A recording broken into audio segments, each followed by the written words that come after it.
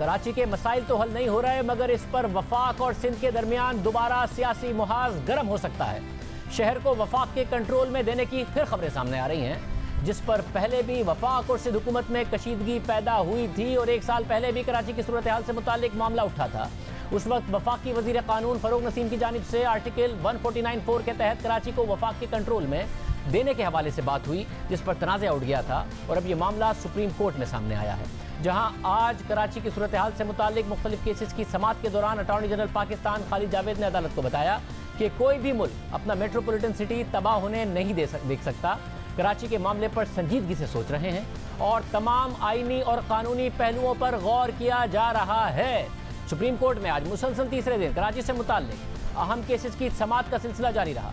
Chief justice गुलजार अहमद ने शहर की खराब सूरत हाल पर सख्त रिमार्क दिए। उन्होंने कराची की हालत इज़ार, तजावुज़ात, नालों की सफाई के मामलात पर सिंध हुकूमत पर सख्त बरहमी का इजहार करते हुए उसे नाकाम करार दिया। समाअत के आगाज़ पर कमिश्नर कराची ने नालों पर कायम तजावुज़ात के खिलाफ ऑपरेशन से मुताल्लिक रिपोर्ट पेश की, जिस पर अदालत ने अदम इत्मीनान का इजहार करते हुए सिंध हुकूमत और लोकल गवर्नमेंट पर बरहमी का इजहार किया। कमिश्नर कराची ने अदालत को बताया कि लोग नालों में 10 साल से रह रहे हैं, जिस पर चीफ जस्टिस ने कहा कि गुज़िश्ता 20 बरसों में आपने कुछ नहीं किया, सिंध हुकूमत ने आवाम के लिए कुछ नहीं किया, ना सिंध हुकूमत काम कर रही है और ना ही बल्दियाती हुकूमत कुछ कर रही है। इस मौके पर एडवोकेट जनरल सिंध ने बताया कि हम नालों की सफाई के लिए जाते हैं तो लोग मारना शुरू हो जाते हैं, लॉ एंड ऑर्डर की सूरत हाल पैदा हो जाती है, जिस पर चीफ जस्टिस ने कहा कि यही तो आपकी हुकूमत की रिट है। सारे शहर के अंदर गटर का पानी भरा हुआ है, हर जगह गलियों में गटर का पानी मौजूद है। एडवोकेट जनरल सिंह ने कहा कि हम 2 से 3 महीने में नालों से तजावुज़ात खत्म कराएंगे, 2 माह में हाजी लिमू गोट क्लियर हो जाएगा, ये हमारी आपके साथ कमिटमेंट है। जिस पर चीफ जस्टिस ने बरहमी का इजहार करते हुए कहा कि आप लोगों को हुकूमत करते हुए कितने साल हो गए, आपकी लोगों के साथ कमिटमेंट होनी चाहिए, मगर आपने लोगों के साथ क्या किया? आप लोगों ने पूरे कराची को गोट बना दिया है। पूरा शहर गलाजत और गटर के पानी से भरा हुआ है, मच्छर मक्खियों और जरासीम का ढेर लगा हुआ है, लोग पत्थरों पर चलकर जाते हैं। कराची से कश्मीर तक बुरा हाल है, जहां जाएं वही हाल है। चीफ जस्टिस ने रिमार्क जारी रखते हुए कहा कि मुकम्मल तबाही है, सिंध हुकूमत मुकम्मल नाकाम हो चुकी है, सिर्फ हुक्मरान एंजॉय कर रहे हैं, यहाँ माफिया ऑपरेट कर रही है, कोई कानून की अमलदारी नहीं है, ये तो मुकम्मल अनारकी वाला सूबा हो गया है। पूरी हुकूमती मशीनरी सब मुलव्वस है, अफसरशाही सब मिले हुए हैं, करोड़ों रुपए कमा रहे हैं, गैर कानूनी दस्तावेजात को रजिस्टर्ड करा लिया जाता है, सब रजिस्ट्रार ऑफिस में पैसा चलता है, मालूम नहीं किसकी प्रॉपर्टी किसके नाम पर रजिस्टर हो गई, जब आदमी मर जाएगा तो बच्चों को पता चलेगा कि कब्जा हो गया। चीफ जस्टिस ने कराची की सूरत हाल से मुतालिक मजीद रिमार्क देते हुए पूछा कि कराची में हुकूमत की रिट कहाँ है, सिंध को बेहतर कौन बनाएगा? कराची में सूरत हाल तशवीशनाक हो गई है, मजमूई तौर पर हुकूमत तो बनी है लेकिन काम नहीं कर रहे। क्या वफाकी हुकूमत को कहें कि आकर ठीक करे? लोगों के बुनियादी हुकूक कौन देगा? इस मौके पर बेंच में शामिल जस्टिस फैसल अरब ने कहा कि यहाँ तो पानी और बिजली के लिए लोगों को अदालत आना पड़ता है, मेरा ताल्लुक किसी सूबे से है, मगर यहाँ का हाल देखें। इस मौके पर अटॉर्नी जनरल पाकिस्तान खालिद जावेद ने अदालत को बताया कि कराची एक खुला शहर है, कोई इसको ओन नहीं करता, कराची है तो पाकिस्तान है, कराची मेट्रोपॉलिटन सिटी है, कोई भी मुल्क अपना मेट्रोपॉलिटन सिटी तबाह होते नहीं देख सकता। कराची के मामले पर संजीदगी से सोच रहे हैं, तमाम आईनी और कानूनी पहलुओं पर गौर किया जा रहा है। इस मुताल्लिक कोई हतमी बात नहीं कर सकता, लेकिन जल्द फैसला होगा। समाअत के अख्तिताम पर सुप्रीम कोर्ट ने कराची के तमाम नालों की सफाई का काम एनडीएमए को देने का हुक्म दिया और सिंध हुकूमत को एनडीएमए को मदद फराहम करने का हुक्म दिया, जबकि एनडीएमए को नालों की सफाई के साथ तजावुज़ात और दीगर मसाइल भी देखने की हिदायत की गई। कराची के मसाइल के हवाले से चीफ जस्टिस ने सिंध हुकूमत को नाकाम करार दिया, जबकि अटॉर्नी जनरल ने भी अदालत को बताया है कि कराची के मामले पर संजीदगी से सोच रहे हैं, तमाम आईनी और कानूनी पहलुओं पर गौर किया जा रहा है। ये कानूनी पहलू क्या हो सकते हैं, ये अहम सवाल है, क्योंकि इस हवाले से गुज़िश्ता साल सितंबर में भी उस वक्त वफाक और सिंध के दरमियान तनाज़ा पैदा हो गया था, जब वफाकी वज़ीर कानून फरोग नसीम ने तजवीज़ दी थी कि उनकी ज़ाती राय में हालात ऐसे हो गए हैं कि न सिर्फ कराची बल्कि सिंध के दीगर शहरों और देहात में आर्टिकल 149(4) के तहत वफाकी हुकूमत डायरेक्शन दे सकती है। फरोग नसीम की इस तजवीज़ पर पीपल्स पार्टी के चेयरमैन बिलावल भुट्टो जरदारी का सख्त रद्द-ए-अमल आया और उन्होंने इसे कराची पर कब्जे का प्लान करार दिया। उनका कहना था कि यह कैसे हो सकता है कि गैर आईनी तरीके से कराची को इस्लामाबाद से कंट्रोल किया जाए, मगर फिर हमारे प्रोग्राम में वफाकी वज़ीर कानून फरोग नसीम ने वाज़ेह किया था कि उन्होंने एक बार भी नहीं कहा कि कराची को सिंध से अलहदा होना चाहिए या कराची को फेडरल एडमिनिस्ट्रेटिव कंट्रोल में होना चाहिए। बात सिर्फ यह है कि मकामी हुकूमतों को बाइख्तियार होना चाहिए। फरोग नसीम ने गुज़िश्ता साल आइन के जिस आर्टिकल का हवाला दिया और जिस पर तनाज़ा खड़ा हुआ वो आर्टिकल 149 की शिक 4 है। आइन की ये शिक कहती है कि वफाकी हुकूमत सूबे को अमन अमान या फिर इक्तिसादी ज़िंदगी के लिए किसी संगीन खतरे की सूरत में हिदायत दे सकती है। ऐसा नहीं है कि आर्टिकल वफाक को सूबे के किसी भी मामले में मुदाखलत का कहता है, बल्कि साफ अल्फाज में बताया गया है कि हिदायत दी जा सकती है और वो भी मखसूस सूरत हाल में। मगर इस हवाले से अगर सूबे और वफाक के दरमियान तनाज़ा पैदा हो जाए तो फिर मामला सुप्रीम कोर्ट जा सकता है। यानी अगर वफाकी हुकूमत कोई हिदायत देती है जो सूबा तस्लीम नहीं करता तो इस मामले को सुप्रीम कोर्ट में चैलेंज किया जा सकता है। इस हवाले से आइन के आर्टिकल 184 के तहत सुप्रीम कोर्ट को वफाकी हुकूमत और सूबाई हुकूमत के दरमियान तनाज़े के सिलसिले में इब्तिदाई समाअत का इख्तियार होगा। मगर आर्टिकल 184 की शिक नंबर 2 के तहत सुप्रीम कोर्ट इस मामले में सिर्फ वजाहती फैसला जारी कर सकती है। यानी तनाज़े के हवाले से आइन क्या कहता है सुप्रीम कोर्ट ये वाज़े कर सकती है। अलबत्ता इस मामले पर सिंध हुकूमत का मौक़िफ़ है कि सुप्रीम कोर्ट 1998 के अपने एक फैसले में आर्टिकल 149 की शिक 4 की हवाले से वाज़े कर चुकी है कि वफाकी हुकूमत सिर्फ उन मामलात पर सिंध हुकूमत को हिदायत दे सकती है जो वफाक से मुताल्लिक हो। कराची के मसाइल अपनी जगह मौजूद हैं, तमाम सियासी जमातों को इन मसाइल का अंदाज़ा भी है, ये सब इन मसाइल को हल करने का ऐलान भी कर चुकी हैं, मगर मसाइल हल नहीं हो रहे बल्कि मज़ीद बढ़ रहे हैं। गुज़िश्ता साल वज़ीर आज़म इमरान खान ने कराची के मसाइल के हल के लिए वफाकी वज़ीर बराए क़ानून फ़रूख़ नसीम की सरबराही में कमेटी कायम की। इस कमेटी को कराची स्ट्रेटजिक कमेटी का नाम दिया गया और बताया गया कि कमेटी कराची के मसाइल के हल में वफाकी हुकूमत की जानिब से एक लाए अमल तश्कील देगी। कमेटी मसाइल के हल के लिए शॉर्ट, मीडियम और लॉन्ग टर्म लाए अमल मुरतब करेगी। मगर इस कमेटी ने कुछ नहीं किया। मगर ये पहली कमेटी नहीं थी जो तश्कील दी गई। इससे पहले वफाकी हुकूमत ने कराची ट्रांसफॉर्मेशन कमेटी भी कायम की थी। उस कमेटी के इजलास की सदारत करते हुए गुज़िश्ता साल 30 मार्च को वज़ीर आज़म इमरान खान ने कराची के लिए 162 अरब रुपए के पैकेज का भी ऐलान किया था और सिंध हुकूमत ने इस कमेटी को गैर-आइनी करार दिया था। मगर वफाकी हुकूमत की यह कमेटी भी कोई कारकर्दगी नहीं दिखा सकी। और आज अटॉर्नी जनरल ने सुप्रीम कोर्ट को बताया है कि कराची के मामले पर संजीदगी से सोच रहे हैं और तमाम आईनी और गैर और कानूनी पहलुओं पर गौर किया जा रहा है। हमारे साथ गवर्नर सिंध इमरान इस्माइल इस वक्त मौजूद हैं, साथ ही सिंध हुकूमत का मौका भी मालूम करेंगे। मुर्ज़ाबाब हमारे साथ मौजूद होंगे। इमरान इस्माइल साहब बहुत शुक्रिया। इमरान इस्माइल साहब, जैसे अटॉर्नी जनरल ने बयान दिया, ज़ाहिर है पहले भी 1 साल पहले हुआ कि बहुत ज़्यादा कयास आराइयाँ शुरू हो जाती हैं कि जी क्या होगा, क्या वफाक से कंट्रोल करेंगे, गवर्नर राज लगेगा, फिर क्या सोचा क्या है वफाकी हुकूमत ने, क्या करने जा रहे हैं कराची के हवाले से? जी देखिए शाहजेब, इस तरह की तो बहुत सारे लोग रूमर्स इस तरह मेरा ख्याल है सस्पेक्ट करते हैं कि ऐसा कुछ हो रहा है और कुछ रेडिकल चीज होने जा रही है कि कराची को वफाक के ज़रिए सरपरस्ती दे दिया जाएगा। कोई कितने फोन मुझे आते हैं कि जी गवर्नर आज का पक्का हो गया, अब सुना कब लगा रहे हैं, बताएं आप हमें तो बता दें। उस तरह की तो लोग बातें करते हैं, बट आई टेल यू कि ऐसी कोई चीज, nothing is on the card जिसको हम ये कह सकें कि कोई बड़ा एक अनोखा कोई स्टेप लेने जा रहे हैं। लेकिन ये कराची को अब अकेला नहीं छोड़ सकते। कराची को इस तरह रुलता पिसता और ये पिटता कराची अब नहीं आगे चल सकता। मैं अभी जहाज में आज मैं किसी को बता रहा था कि मैं जब कराची से आया हूँ तो मेरे बराबर एक खातून बैठी है, उन्होंने कहा मैं कराची यूनिवर्सिटी गई थी डॉक्टरेट करने के लिए। तो मैंने कहा अच्छा, बड़ी अच्छी बात है। तो उन्होंने कहा कि लेकिन आप क्योंकि चांसलर हैं तो आप एक मेहरबानी करें कि मुझे आप एग्जामिशन दिला दें क्लासेस अटेंड करने से, मैं ऑनलाइन कर लूंगी और एग्जाम जाके दे दूंगी। तो मैंने उन्हें कहा कि क्यों, कराची अच्छा भला शहर है, आप कराची में रहें, वहीं पढ़ें, कराची यूनिवर्सिटी में रह रही हैं, कराची यूनिवर्सिटी के कैंपस में रहें, कराची में घूमें फिरें, अच्छा शहर है। तो मुझे कहती सर माइंड नहीं कीजिएगा, लेकिन मेरी ये समझ नहीं आता कि आप इतने गंदे शहर में कैसे रहते हैं। And I swear to God के ये मुझसे खातून ने कहा और मुझे शर्म आई उनसे सुन के कि कितनी ये बात सुननी है हमने थी आज की कराची गंदा शहर है। हमने कराची पाकिस्तान के बेहतरीन शहरों में से एक शहर होता था और आज हमें ये बात लोगों से सुननी पड़ी है। और ये काफी हद तक फैक्ट है कि गंदगी, कचरा, गटर, नाले, गटर के ढक्कन, ये सारी चीजें कराची का बेसिक इशू बन चुका है। ये सब तो आप करेंगे क्या? पहले 2 कमेटियां वफाकी हुकूमत की तरफ से आप लोगों ने बनाई, उन कमेटियों ने कुछ नहीं किया। अब क्या करेंगे? क्या नया फ्रेमवर्क है? सिंध हुकूमत के साथ बैठ के करेंगे या क्या करेंगे आप जब आप बाकी चीजों को रूल आउट कर रहे हैं? शायद बहुत ही सॉलिड फ्रेमवर्क में इस वक्त काम हो रहा है और इंशाल्लाह ये बन भी जाएगा। सिंध हुकूमत भी इसमें शामिल होगी, वफाकी हुकूमत भी इसमें शामिल होगी, कराची के वो स्टेक होल्डर्स जो कराची में पहले रहे हैं या वो स्टेक होल्डर्स जो कराची में सियासत करते हैं, वो सारे उसके अंदर शामिल होंगे इंशाल्लाह और मिल के इसको निकालेंगे। अगर ये नहीं हो सका तो फिर हमारे पास मेरा ख्याल है कोई स्टर्न एक्शन लेने के अलावा कोई ऑप्शन नहीं बचेगा। और वो एक्शन क्या हो सकता है?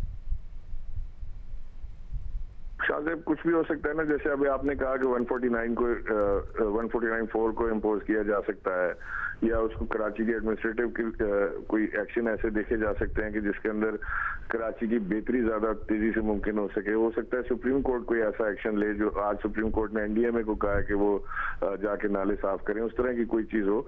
लेकिन बेहतर यह है कि अगर हम मिलजुल के कोई इसका हल निकाल लें तो वो बहुत अच्छा है। कोई ऐसा एक्शन जिससे कोई पॉलिटिकल खराबी हो, कोई ऐसा एक्शन जिससे सियासी जमातों के ऊपर कोई बाहर आए, कोई ऐसा एक्शन जिससे अफरा तफरी फैले, वो अभी किसी कार्ड पे नहीं है, और ना ही हम ऐसा कुछ सोच सकते हैं कोई इस तरह की चीज करने के लिए। मतलब कराची से बहुत ज्यादा सीटें ली हैं, वजीर आजम इरादा रखते हैं कुछ टाइम कराची में गुजारने का, तमाम स्टेक होल्डर से मिलने का? खबर आई थी कि वो आएंगे, मगर उन्होंने आपको बुला लिया, अब आप इस्लामाबाद में उनसे मिलने के लिए?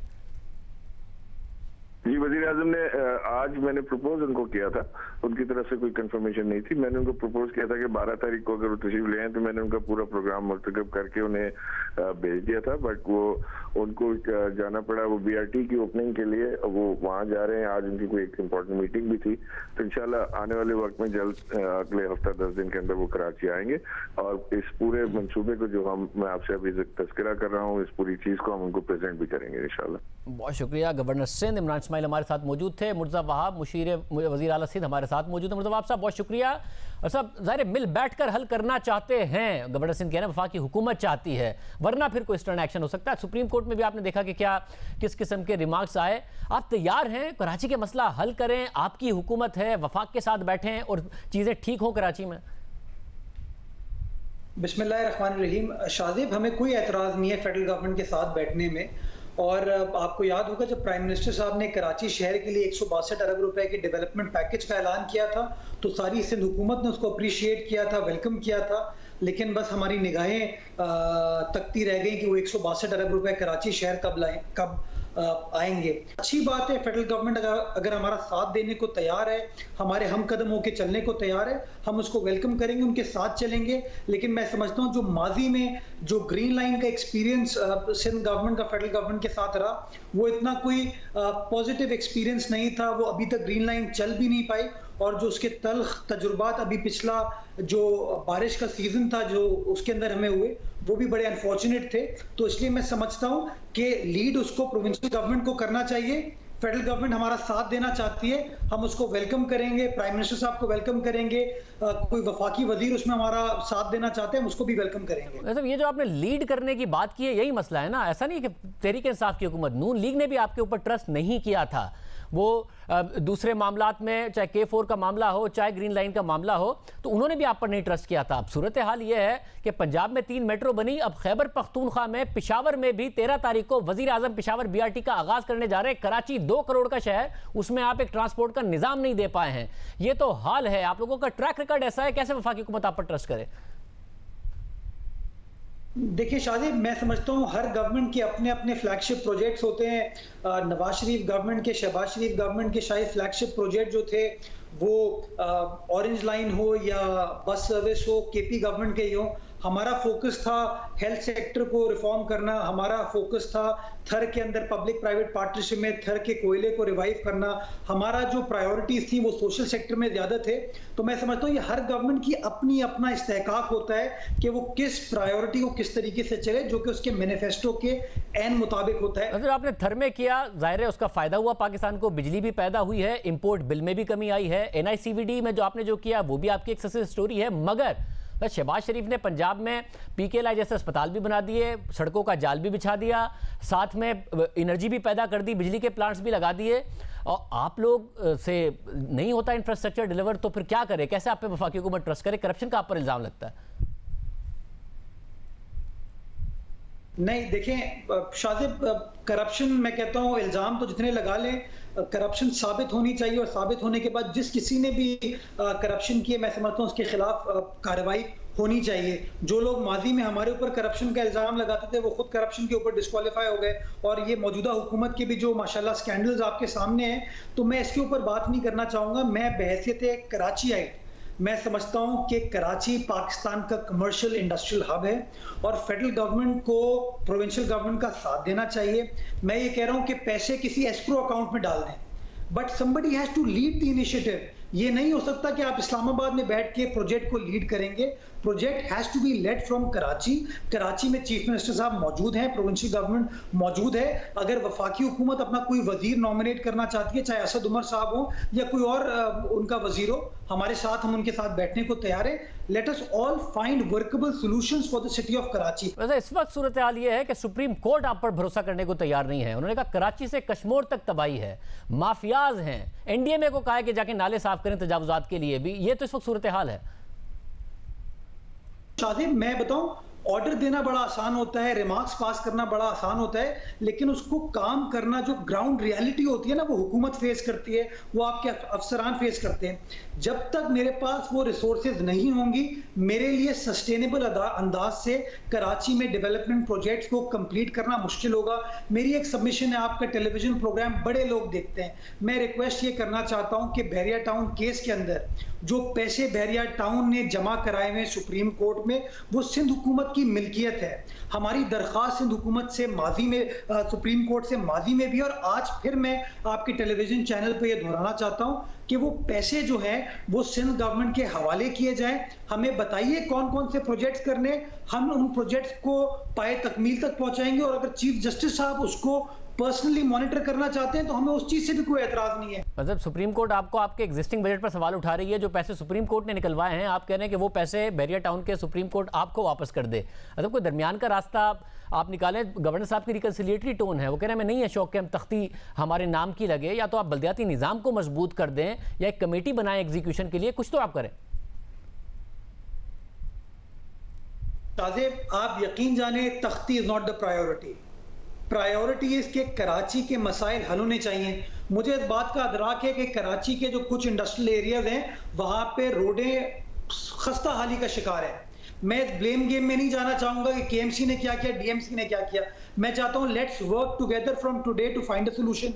मैं आपको कह रहा हूं कि अगर फेडरल गवर्नमेंट पैसे दे सकती है, पैसे हवाले करे, हम उनके साथ काम करने को तैयार है। सब पैसे हवाले करें, यही तो मसला है। फिर तो ये मसला नहीं हल होगा। नहीं देगी फेडरल गवर्नमेंट आपको पैसे, कोई वर्केबल सॉल्यूशन नहीं बना सकते। फिर आप लोग कराची के लिए आपको मखसूस बजट चाहिए तो फेडरल गवर्नमेंट आपके हाथ में नहीं देगी। गवर्नर साहब कह रहे हैं कि कोई निजाम बनाया जा सकता है। ताज़ेब, मैं कह रहा हूं ना, मैं कह रहा हूं कोई आप फोरम बना लें, वजीर आला साहब उसको लीड करेंगे, वफाकी हुकूमत के साथ बैठने को तैयार है। लेकिन वफाकी हुकूमत अपनी कमिटमेंट शो तो करे। वफाकी हुकूमत ने 162 अरब रुपए का वादा किया था, क्या वादा इन पीसेस भी पाए तकमील तक पहुंचा? आप इस साल का पीएचडीपी उठा के देख लीजिए और कंपेयर कर लीजिए कराची के लिए क्या डेवलपमेंट प्रोजेक्ट्स फेडरल गवर्नमेंट ने रखे। तो जो गिला है हमारा, वो कहीं ना कहीं इट इज सब्सटैंशिएटेड विद डॉक्यूमेंट्स। लेकिन मैं गुजारिश क्या कर रहा हूं, अगर फेडरल गवर्नमेंट हमारे साथ चलने को तैयार है, हम तैयार हैं, नो प्रॉब्लम। लेकिन जो सिंध का पैसा, सिंध की आवाम का पैसा सुप्रीम कोर्ट में मौजूद है, वो प्लीज पैसे को मूव करें, सुप्रीम कोर्ट उसकी निगरानी करे। मुझे कोई एतराज नहीं है, मेरी हुकूमत को एतराज नहीं है। चीफ जस्टिस साहब हमें बताएं कि जी मैं इसको पर्सनली मॉनिटर करूंगा। वी विल मेक श्योर कि वो ट्रांसपेरेंट अंदाज से हो, कराची की खिदमत हो। मैं समझता हूं कराची की कोस्टल एरिया में रोड नेटवर्क को बेहतर करने की जरूरत है, कराची के इंडस्ट्रियल एरिया में रोड नेटवर्क को बेहतर करने की जरूरत है, कराची सर्कुलर रेलवे के लिए 10 नए अंडरपासेस बनाने की जरूरत है। मैं टेलीविजन पे आपसे कमिट कर रहा हूं कि वो जो पैसा सुप्रीम कोर्ट में पड़ा हुआ है, जिसके ऊपर बड़े लोगों की नजरें हैं, वो पैसा सिंध हुकूमत के हवाले करें, टाइमलाइन तय करें। वी विल इंशाल्लाह मेक थिंग्स हैपन।